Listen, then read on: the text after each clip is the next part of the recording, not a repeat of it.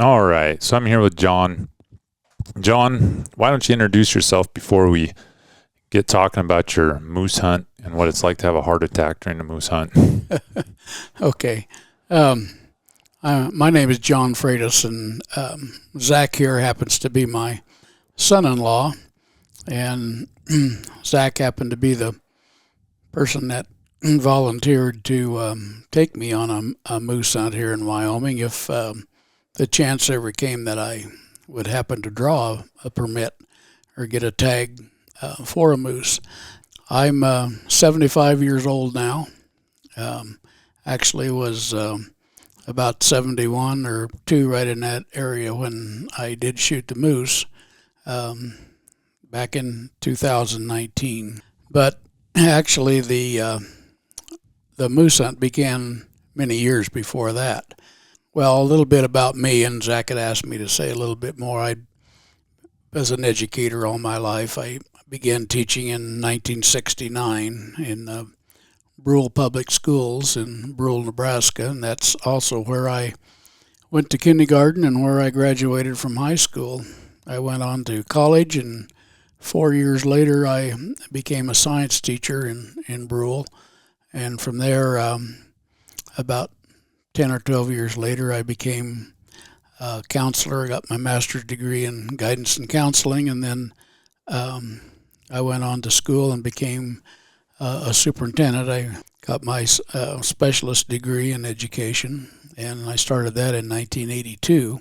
So I've been in education for 40 years.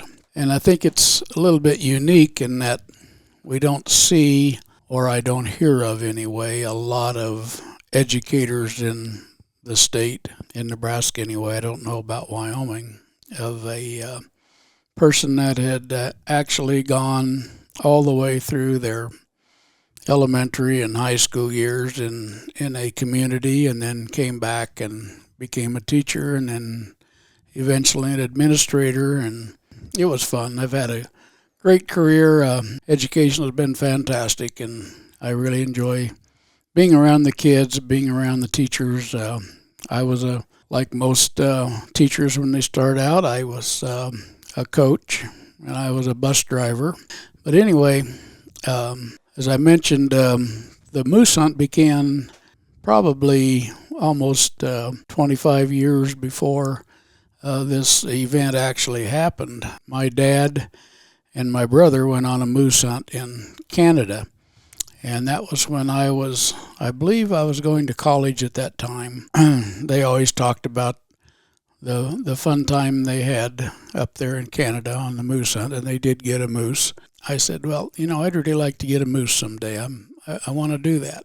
Hunted in Nebraska for many years and a couple other states, but mostly for antelope and deer. I never did and elk. Starting in probably when I was around 50 years old, I said, well, I still, in the back of my mind, wanted to try to get a moose. That was something that I've always kind of wanted to do. So I started applying for a permit in Wyoming. That went on for quite a while, and I think by the time that I finally got a permit in Wyoming, I had 21 or 22 preference points. I kept telling myself, I said, I really hope that I was able to get a permit before I was too old to hunt. And maybe I had exceeded that already.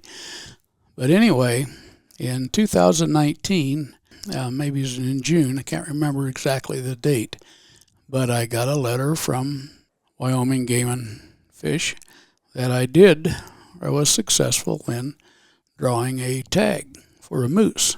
That was exciting. It was pretty exciting because I didn't think it was ever going to happen.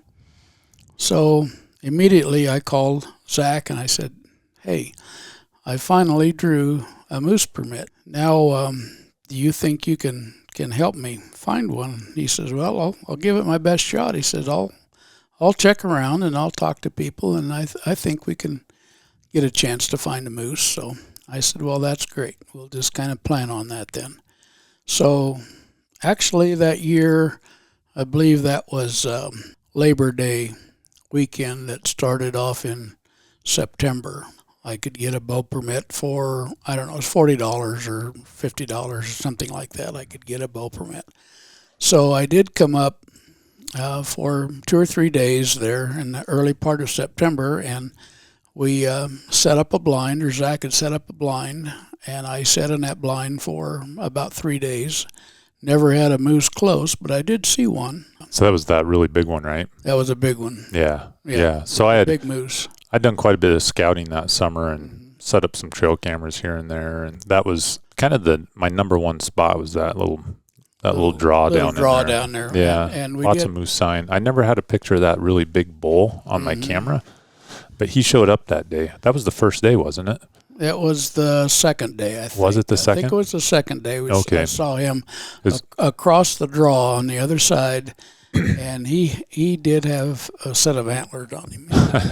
He was a big old boy. So you had Shane sitting in the blind with you, if I remember right, didn't you? No, I was by myself. Oh, were you? I was by myself. Oh, okay. Shane was with you.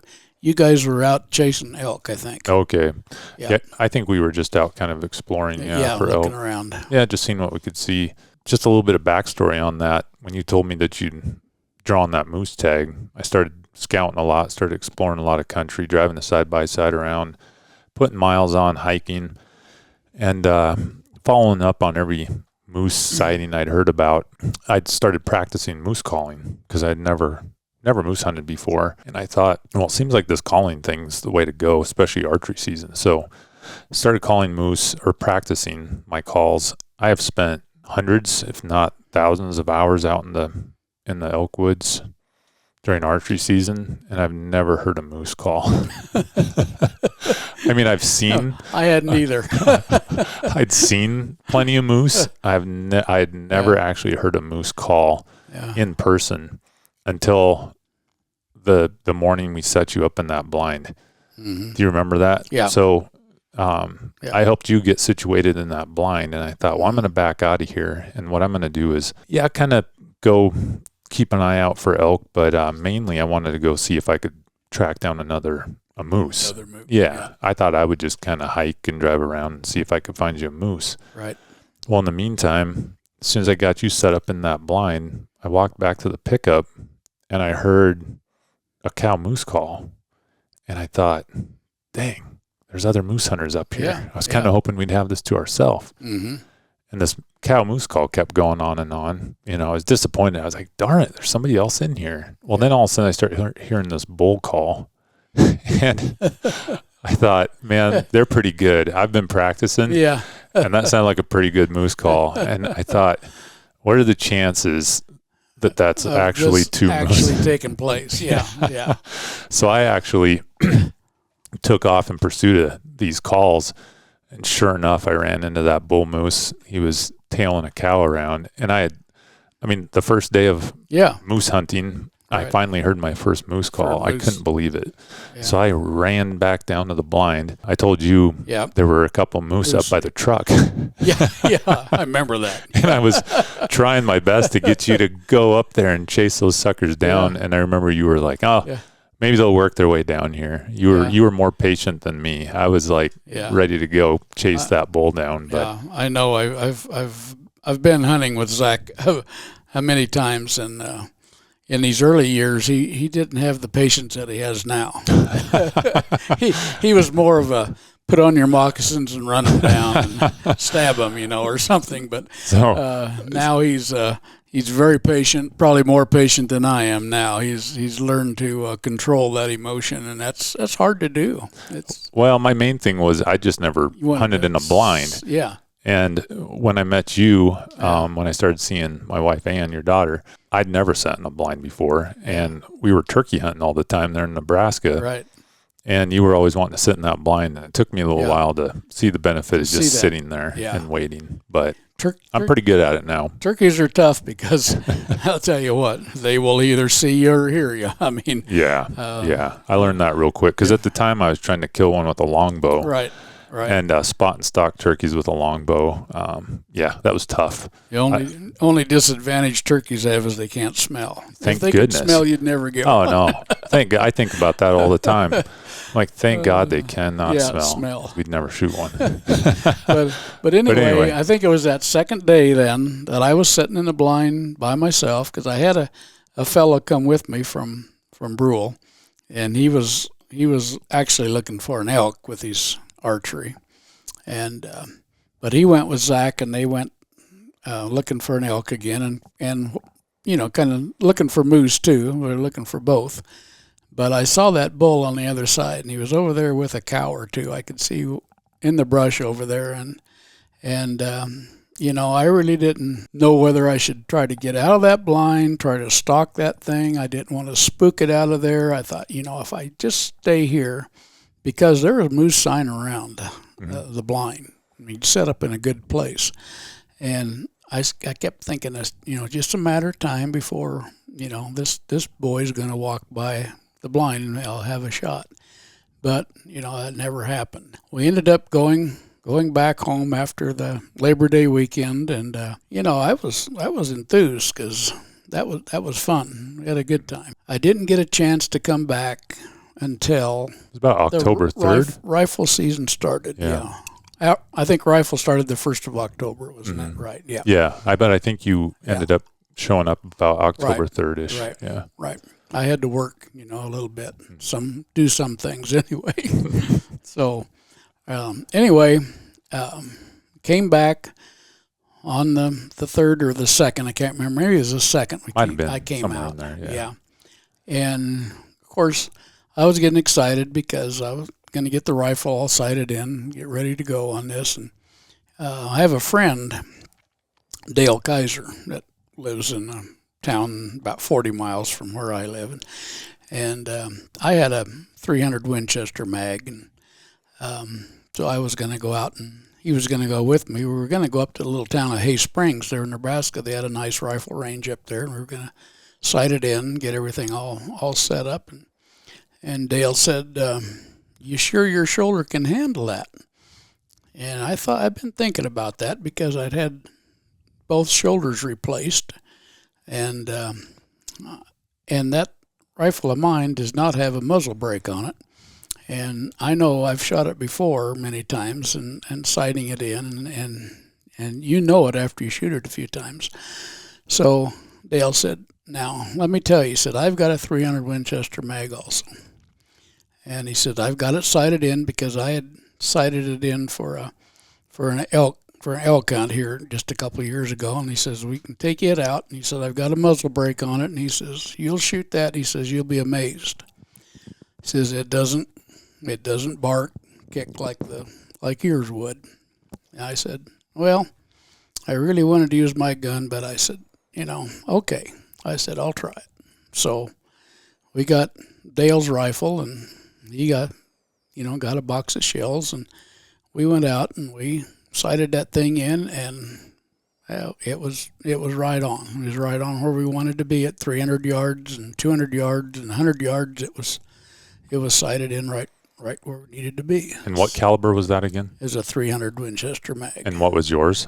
Mine was the 300 Same Winchester thing. mag too. Right. Yeah. So how big a difference did that muzzle brake make for you? Oh, a lot. Yeah. A lot. It was like shooting a 22-250. Really? Yeah, it was amazing. I was shocked because I'd never shot his before. Mm-hmm. So, okay, I said, I'll take it on the moose hunt, and we'll go give it a try. So I headed to Lander. My wife and I got up here, and we had everything ready, and it was the night before we were going to go out that first morning. And so I thought, well, I'll I had a box of shells there, and my pack, we got everything organized and licenses, and made sure we had everything, lunch, and the whole ball of wax. And we were going to go over and take a drive down. We're going to go check. Well, we the were trail going to go cameras. check the trail cam first. Yeah, we're going to go check the trail cam, which was up by where we had bow hunted. Mm-hmm. And so I set out in a little park that was fairly close up there to where a couple hundred yards from where the blind had been. And Zach went down to check the trail cam in the blind, and I set up in the park. And I sat there and found a nice log to set on, and leaned up against the tree there, and I thought, well, I'll just wait for him to come back. And it was in the evening, so I took out a shell, slipped a couple shells in the magazine, and I opened it up and started to put a shell into the chamber, and the bolt wouldn't go down. And I thought, what is going on? I said, this didn't happen when we were sighting it in. Everything worked fine, and that bolt would not go down. I tried a little bit to force it, and I knew I shouldn't do that. And pretty soon, the shell wouldn't come out. It was stuck there, and it would not come back out. So I thought, well, I'm not going to sit here without a usable firearm. A bullet in the chamber, Right. That'll shoot. Right. So I picked the rifle and everything up and went back to the pickup, and I waited for Zach to come back. And he come back, and he saw me sitting in there. He said, well, what's going on? And I said, you're not going to believe this, but I said, this shell will not go in the gun. He tried it. Nope. We couldn't get it to do anything. So we left, went back home, got back here to Zach's house in the evening, and we finally took the bolt apart. We got a rod to go down the barrel, and we got the bullet out. And we had about, I don't know, what do you have, 20 bullets? 20 Something shells? like that. Maybe about 20, about 20 cartridges, I guess. And we started to put them in one at a time, trying them. And we ended up with 4. Yep. 4 bullets that would work. And I thought, I called Dale, and I said, Dale, what's wrong here? He says, oh, I don't know. He says, I've never had that happen. And he had reloaded those for me and had them all ready to go. And I thought, well, I don't know what happened, but I said they won't close in the gun. So I said, I've got 4 of them that will. Oh, he needs one, right? And it was too late that night to go down and buy any shells. Everything was closed. Mm-hmm. Yep. And so I just told Zach, I said, we were going to go out in the morning, and I said, let's just go. I said, if I can't get a moose in 4 shots, I don't deserve one. That's right. So off we went. And that's all I had, 4 shells. So we took off and went to the name of the little Sweetwater. Sweetwater. Yep. Went to Sweetwater Junction, I think it was. Oh, no, the Sweetwater River. The river. Yep. And there was a trail that kind of, Little 2-track. yeah, a little 2-track trail that followed that river down. And we drove on that for quite a few miles. I don't know how many miles we went down that. I think we went, so I think it was about 20 miles. About 20 miles Yeah. down there. Okay. And we stopped at, 2 or 3 places, and we'd glass and look, and hadn't seen anything. And we pulled up to a little stop there and started glassing. And my gosh, we saw a bull coming down probably a quarter of a mile from us or so. Coming up Yeah. river toward us. Yeah. Coming up river, coming towards us. So we got to looking at it, and it was a really small bull. Yeah, at first I couldn't even tell you had Yeah. horns. No, I know it. It was Or it antlers. was, it Yep. was little. We decided then that no, we didn't. We would look for something better than that. So Mhm. Zach convinced me that we could find a better one. So off we went, and we drove down the river. Another 3 miles, I suppose, and we'd parked and we're glassing and looking down, and there was a farmyard down there, probably half a mile from us, I would imagine, on the other side of the river, of course. Yep. And we looked, and here come a moose from that farmyard, come across there, and the horses I think were chasing it, weren't they? Mm-hmm. Yeah, it had come Yeah. not too far from the house, the back of the house, and the horses out there kind of were chasing the moose, and the moose was coming our way. So a little backstory on that farmhouse. I was out there the week before, and went in there and asked the rancher if you could hunt that. And he wasn't real happy to even have me there. Kept asking me, how did you get here? I said, well, I followed the road. Yeah. Yeah. And You did. he was not happy to even see me. I mean, this place is out in absolutely the middle of nowhere. I said it was 20 miles off the road. It was more like 10, I think. But 10 miles of 2-track. But anyway, I had asked him the week before if you could hunt that. And so as we're sitting there just glassing over his place, I could see all of his cattle downriver, probably another half mile on the other side of that ranch. And suddenly I spotted that moose kind of amongst those cattle. And I thought, gosh, that looks like a moose out there. And sure enough, it started heading our way. It actually walked between that the rancher's pickup and his house. It was walking right through his yard. Right through his yard. And the whole time I was thinking, oh my gosh, what an opportunity. I wish that guy would have let us hunt. That guy would have let us, yeah. And I thought, it would have been a lot easier. Maybe I could go ask him again. And I thought, no, he wasn't happy to see me the first time. He's definitely not going to be happy to see me again. Yeah. So, and then like you said, he got a little bit closer and the rancher's horses started following him. Yeah. And it was really kind of a comical sight there. Mm-hmm. And we started getting kind of excited. I mean, it was one of those mornings where it was, I don't know, what was it, 15 degrees, 10 degrees? Yeah, it's pretty cold. It was cold morning. Frost, the wind was blowing. You know, it wasn't a piece of cake out there. It was cold. Mm-hmm. And the moose kept coming, and so we kept watching. So we got out, and we were up on a high ridge, and the river was way down below us there, quite a ways, and a lot of brush down there in the river. A lot of willows. A lot of willows, and once they get down in there, boy, they're hard to find. Mm-hmm. They can get themselves hidden very easily. Oh yeah, and you know, and if you were down there, you would never see them. No. We had a lot better chance up on top where we were. Once in a while, we could see them between willows or between clumps and whatever. They're moving from one place to another. We could see him.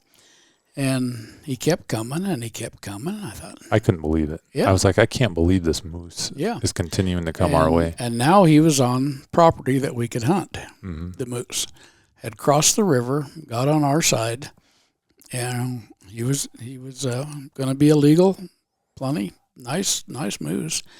And he kept coming. And then all of a sudden, he went into a big patch of willows. And that's the last we saw of him for a while. Mm-hmm. I mean, for quite a while, probably an hour or so. Mm-hmm. He was in that clump of willows.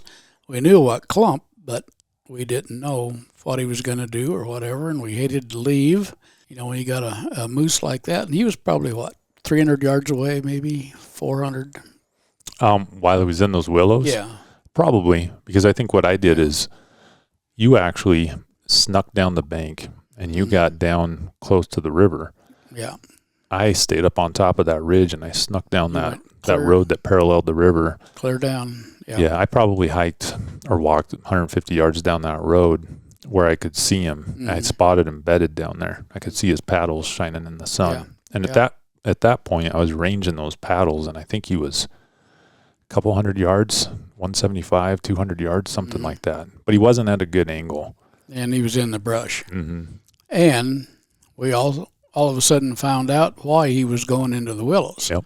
Because pretty soon, after we sat there and we were both frozen, well, I was frozen and Zach was... I was cold. I was frozen too. I was. and here came the cow out of the willows. Mm. So he had came that whole distance. Do you think he came a mile? Oh, yeah. Yeah. I mean, I could barely see him through the binos at first. When we first saw him. Mm-hmm. And he came all that way and went right into that willow patch where that cow was bedded down. Yep. And we never did know she was even around until he'd been in there for an hour. Yep. And that cow got up and walked out of the willows. I could see the cow now, and the cow kind of headed over to the north, I think, a little bit towards the river, closer to the river. Mm-hmm. And we kept waiting, and pretty soon. So just to set the scene, we're sitting up on this ridge top. It's a sage-covered hillside / ridge, looking down into these willows. So we didn't have any cover. So we were trying to kind of rubberneck it, poking our heads up, sitting on the sage-covered ridge, looking down into those willows. In the wind. Mm-hmm. We were exposed. It was freezing. Yeah, we were exposed, all right. We were just about solid. Yeah. And so, anyway, that moose, which we thought, well, we'd hoped if it got up, it would come down At least give closer you a to shot. where I was and give me a shot. I was hoping for a 200-yard shot would be great. You know, that would be perfect. Well, the moose, he came out, and he was there for a little bit, and he turned, and he went the other way. Well, back. Just before he turned, Yeah. we'd been sitting there for over an hour, freezing, with no shot. That cow finally gets up. He gets up, and he's actually feeding in a way that offered you a shot. But what we needed to do is, in order to get you on a rest, we needed to start creeping over the crest of that ridge we were on, with no cover other than sagebrush. Yeah. So I remember we were trying to crouch and gain some ground, get over the crest of that hill. Right. And literally, just about the time we got you in position to where that spot was, he took off the sucker other way. Turned his butt towards us and started walking the other way, back where he came from. I couldn't believe it. After after that long. And Zach said, well, what are we going to do? What are we going to do? And he says, you stay right here, get down in a position, get where you can shoot on the side of this hill somehow. I'm going to go follow the ridge, go down where he's headed to, and then go down there into the willows and see if I can't at least spook him or spot him again. Spot him or do something again. I really wanted to keep an eye on him. Yeah, we didn't want because he was a decent moose. Yeah, we didn't want to lose him. And so you took off. And I ran for all I was worth. And I laid there, and you were gone. I didn't see you anymore for an hour, maybe. But anyway, Zach got down the ridge ahead of the moose. I was trying to stay out of sight. Right. I was running, paralleling the moose and the river, basically running down over the two-track road. Trying to stay back so he couldn't see you. You got down ahead of him, and then you walked down. You went down the ridge, down to the river. Into the willow bottom, Into the willow bottom. And, of course, you get down there, you can't see much. I mean, just big patches of willows, and they're all around. And all of a sudden you walk around a patch of willows, and there's that moose standing there not 40 yards from you, I think you said. Yeah, if not closer. Yeah, if not closer. And you guys are just standing, staring at each other. You're looking at him, he's looking at you. And, and all of a sudden he kind of breaks and heads north. Well, what he started doing was he started displaying and rubbing his paddles on a bush. And he was looking pretty damn irritated that I was even there. You were around. Yeah, he thought you were a moose. I don't know what he thought for sure. But I was hoping to spot him again. I wasn't planning on running head to head with him and having him be upset with me. And I knew nothing of what was going on. I was just sitting up there freezing my rear off, and waiting for him to try to come back. And all of a sudden, Zach had got down ahead of him, and that moose went clear across the river, and went across the Sweetwater on the north side. And then it got over there, and it turned, and it came my way. But it was clear across the river. It was 400 yards or better from me then, but it was coming back my way. So you could see it coming. Yeah, I could see it coming back, but you couldn't. Upriver. No, I had no idea where it went. You didn't know where it was. I thought, oh well, crap, maybe I just buggered this. I was just hoping to spot him again. Yeah. And instead, I actually run into him and spook him back your way. So he got almost straight across from me, which he'd come back a couple 300 yards. So he's out there like 400 yards right out in front of you again. Out in front of me, but clear, in the brush and across the river. And he came across the river again and come right at me. But I could just see parts of him once in a while as he moved through the willows and the brush. But I knew he was walking towards me. And I just laid there and I just kept hoping and hoping. I said, keep coming, keep coming, keep coming.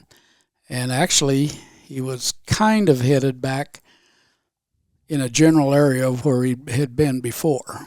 I think he was looking for the cow because the cow had left. I don't know where the cow, we lost track of the cow. I don't know where she went. But anyway, he came back. I think he was looking for the cow. And the only shot I had was, it was a little over 200 yards, 225 or something like that, I think we figured. And he kept coming, and he was walking at a, decent pace. He wasn't just, he wasn't walking fast. He wasn't running, but he was walking.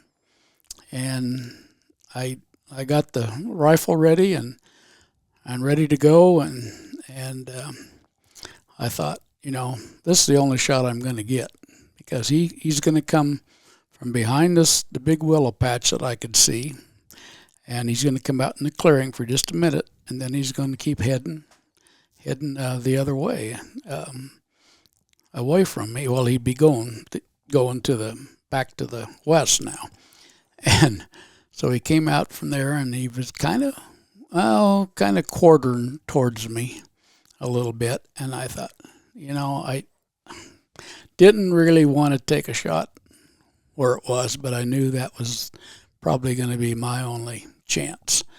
And so I aimed at the right side of the chest, up by where the shoulder was, and I went ahead and I shot, and that thing went down like a lump of potatoes, like a sack of potatoes, and never moved.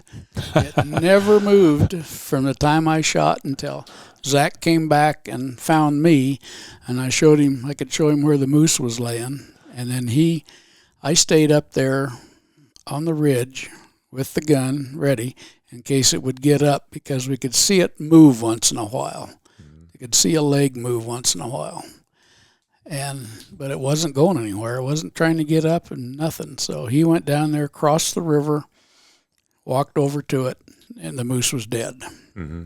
Yeah, I remember when I heard that shot, it was like almost disbelief. I couldn't believe. Yeah. I thought, oh my gosh, because it was like a roller coaster ride. Mm-hmm. Because to have that moose so far away on this rancher's land who had already denied me access, I was like heartbroken. I'm like, I can't believe that guy would not let us in there to hunt. Yeah.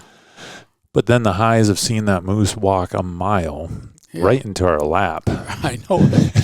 And then disappear. and then the heartbreak of just watching it just as we get in position. Getting ready to shoot. To watch it just meander back down the river. Back the other way. Again, I was like in disbelief. I couldn't believe it. I seriously think he was looking for the cow, and he'd lost her. He wasn't sure where she was at. So. But I was so gassed. I mean, I ran for all I was worth trying to keep an eye on that moose as he was going back downriver. When I ran into him kind of face to face there, I was done. I could barely walk at that point, let alone jog. So when he turned and headed back upriver, I had no idea if he was just going to go a little ways and try to circle south or north of me and get around me again. No. But at that point, I didn't care. I'm like, well, I'm gassed.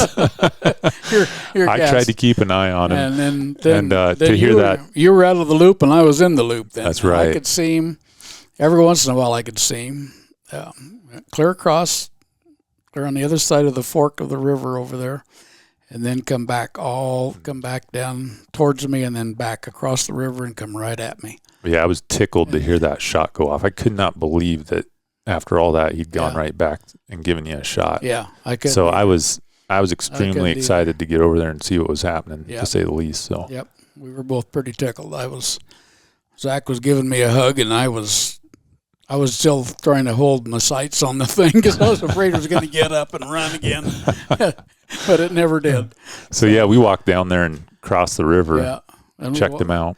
Yep. We waded out about knee deep, I guess, across the river. Wasn't too bad. No, it wasn't bad, but it was cold. Oh, yeah. The wind didn't And it help. was still cold. It was awful cold out. Yep. And got over there, and we took some pictures and started to quarter the moose out. And we got the quarters off, and we got the back straps off, and we got the loins out. And then we started taking off meat that all the meat that I could get around the neck and the legs and wherever else we could get, and put that in bags. We had all that off of there. Had quite a bit of that.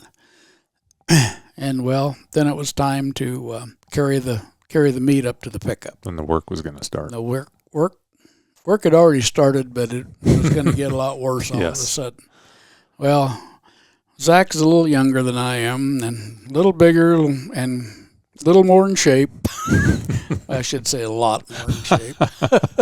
I wasn't ready for this. Like I said, when I got my permit, I thought I'm too old to hunt, and I was. I was too old to hunt a moose on my own without help. Right. So, anyway, Zach would grab a whole hind quarter of the moose, throw it over his shoulder, and take off. And Zach is 6'5" and 225 or something like that, and he's like a mountain man. So he'd take that and take off, and I grabbed rifles and packs, and I had sacks of meat that I had over my shoulder, and we're trying to carry that out while he was taking the quarters.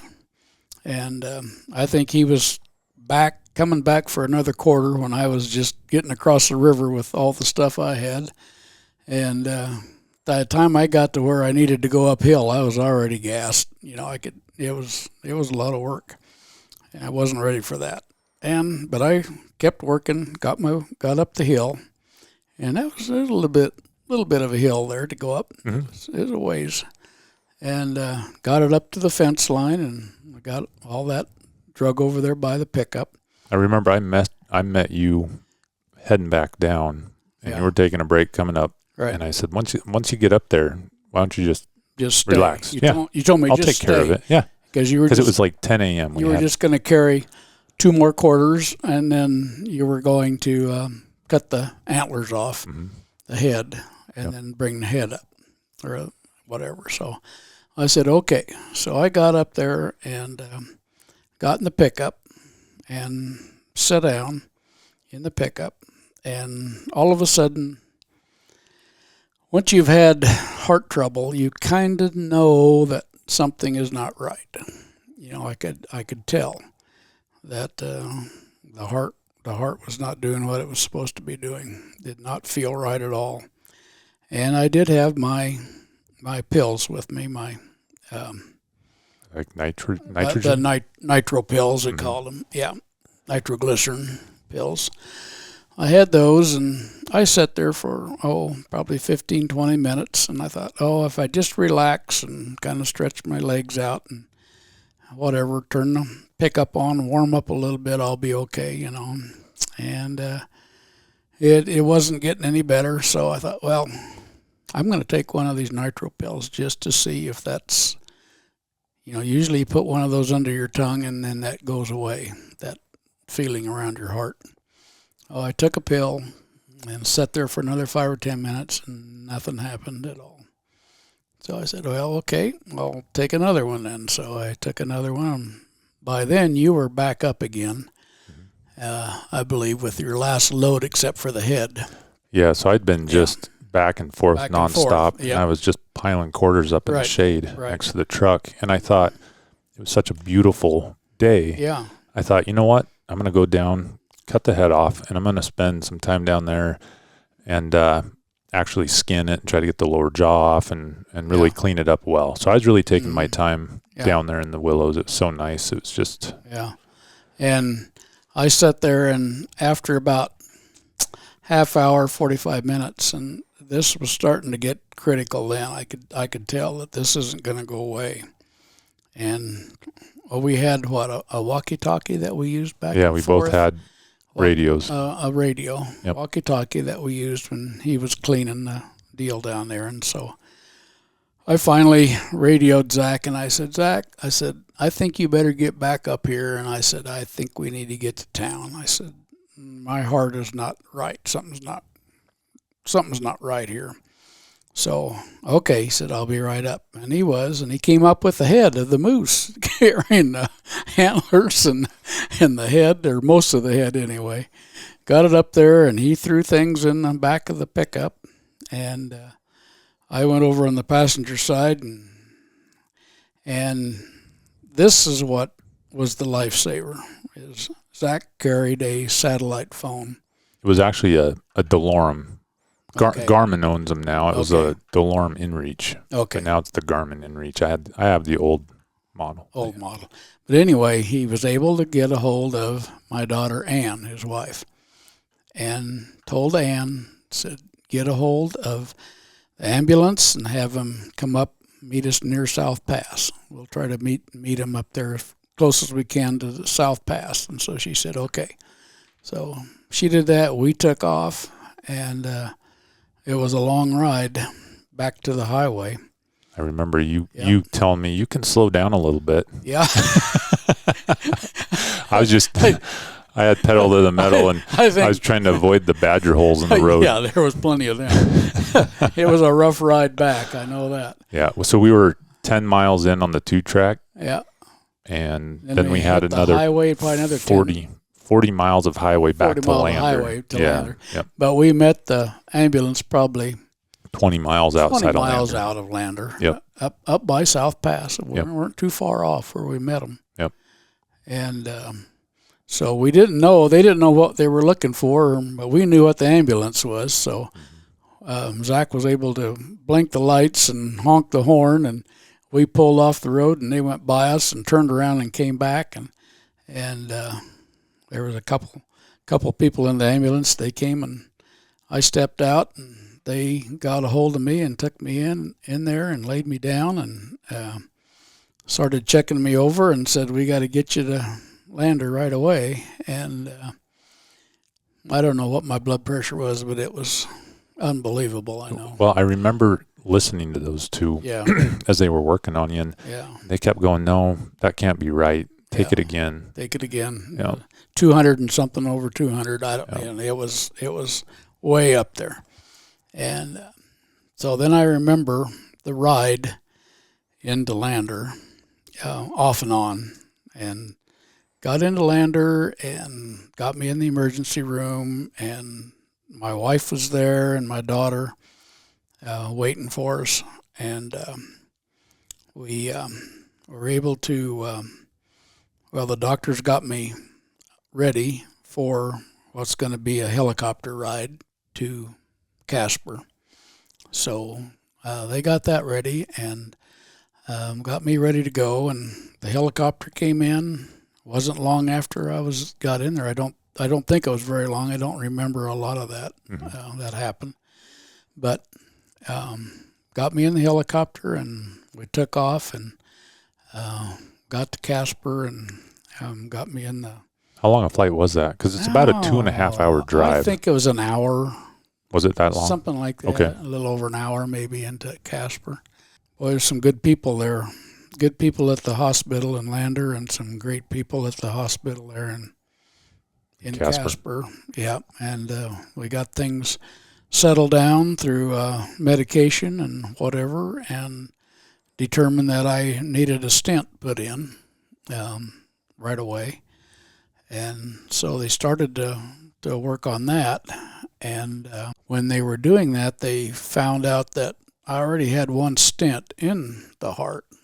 And the doctor that was doing it, I can't remember his name. I don't remember his name. He was the doctor, one of the old doctors there that started a lot of the heart stuff in Casper in the hospital there. And he owned a ranch up here somewhere in Wyoming. I know he was talking about that, whatever. But anyway, they found out that the stent that was put in my heart was too small. The opening was too small. And he said, that's probably where a lot of your problem was. Where it started. And so he put in the new stent, but then the old stent, they can't take the old stent out, so they left the old stent in, but he says, we've got to open that old stent up, the hole in it. And he said, we've got one problem. He said, I don't have a drill big enough.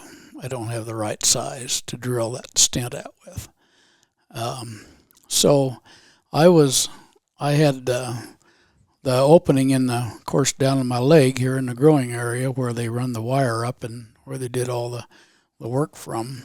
And he couldn't get that other drill until the next day.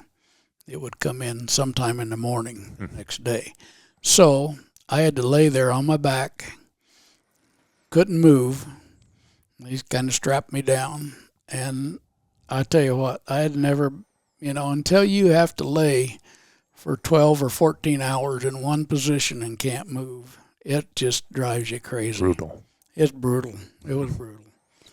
But then when they finally got it here and they got me in there, and then they go through the growing again, and I can sit there and I can watch the TV monitor and I can see the drill, the wire going up there to where the stent is, and he said, I want you to be awake because I want you to be able to tell me if how it feels, if it you can feel anything going on, if it's how it's working and whatever. And so I was talking to him while he was doing all this.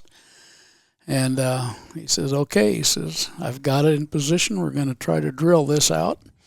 And it sounded just like somebody drilling, with your power drill.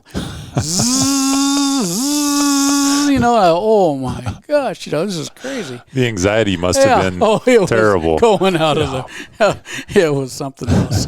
But, about 15 minutes, he says, well, we're through. We got through there. We got it opened up. He says, I think things are going to be okay. And they finally got me back in the room and got everything closed up. And the next day in the afternoon, I was in the car going home. Wild. It was unbelievable. It's what they can do these days. I mean, it was, and everything was so lucky. I mean, we were just lucky that you were there to herd the elk or the moose back in my direction and carry the meat up, and had the phone to call Ann. I mean, it was just a series of, any of those things could have completely ruined the hunt. It would have been over. Yep. And we're fortunate it ended the way it did, or went the way it did. Very fortunate. In some ways. Yeah, I can never thank you enough, and I can't ever thank the people at the Lander Hospital and Casper. It's just, once you get through it, then you go back and look and see it was a great experience, but it's not an experience that everybody would want to do. That's for sure. But well, it makes for a good story now. Good story. Yep. Good story. Yep. And that I Euroed your moose for you. Yep. The head. Yep. And I've got it hanging in my family room in Brule, and it's a nice moose, and can't believe all the compliments I've had from so many people. And I said, well, that was a team effort. Well, I just pulled the trigger. Well, Zach did the work. The thing I was going to mention is, to me, those things, those trophies, they mean a lot more when there's a good story behind them. Good story. Yep. And that definitely made for a good story. It did. Yep. That's something that, your great grandkids will look at someday, and they'll know the story behind that moose. I even wrote the story, and it's in one of my books. So yeah. Cool. So someday, Brooks and Adeline, I hope your two kids will be able to have their own kids and look back and see that. It'll be neat. Yep, it will be. Yep. Hopefully they'll be able to listen to this too. Yeah, and they'll be able to listen to this too, and it'll mean even more then. So. Yep. Yep, for sure. But yeah, going back to dropping you off there with the ambulance folks, I remember they took off, and I was just sitting there like, okay, well, that was wild. Yeah, what do I do now? What do I do now? What do I do for an encore? And so I was sitting there trying to get hold of my wife, and a game warden pulls up. Actually, it was kind of ironic because as I'm sitting there, I get a text from the local game warden. He knew you were on your way up here. And I had asked him to please let me know if he happens to see any moose anywhere. Yeah. Well, as I'm sitting there and you had just taken off in the ambulance, I get a text from him. Hey, your father-in-law still looking for a moose? And I was thinking, nope. Never again. Thanks anyway. I've shot I've hunted my last moose. Yeah. So later I talked to him, and he said when he'd sent that text, he had just seen one up there somewhere, and he was letting me know. But I remember thinking, I think we're good. We're good. We're very good. Yeah. And then shortly after that, another game warden pulled up, and he goes, you doing good? And I'm like, yeah, I'm doing good. And he was up there for some reason, checking on hunters or whatever. I thought, well, because he could tell I had my Mm-hmm. hunting clothes on, and Yeah. he goes, "You had any luck today?" And I go, "Well, I've got a moose in the back of the truck." But it's not mine. Yeah. And he goes, "Yeah, you'd ask me." I said, but trying to explain to him, like, well, it's not mine, but I promise you it was taken legally. And he had actually passed your ambulance Oh, okay. going into Landers. He was coming out. So I said, yeah, you know that ambulance you passed? The guy who owns the moose was in that ambulance. So And I hope he can tell you the correct story someday, you know. yeah, it's all legal. It's all legal. So, yeah, quite an adventure. Yeah, And like I it said, was fun. I think the fact we all came out of that in one piece and okay, like I said, it makes for a story and hopefully a good lesson too. I think having that DeLorme, that inReach. That's something that I didn't know what we're going to be for cell service up there. I had no clue. Because there is none. But you knew all about that. So yeah, it's something I've carried for years. Like I said, it's yeah, something I've carried for a lot of years and gives me a little bit of peace of mind. And just nice the batteries are up. Yep. Glad I had it charged. Yeah, glad you had it charged. Yeah. But okay. Yep. That was pretty awesome. That was great. Yep. Always be there. So. Yep. Well, thank you for sharing that. Yep. Thank you. Yep.